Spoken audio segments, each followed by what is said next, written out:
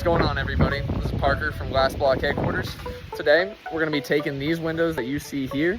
We're gonna be turning them into windows that are about twice that size. It's gonna be letting in a lot of natural light. We also have one of these windows that is built with a power vent, so we're gonna have some good air ventilation for our customer here. He works on bikes on the inside, so he's got days where he really needs to air it out, and he wants to be able to see better when he's working. So we're here and we're gonna take care of that for him. Stay tuned.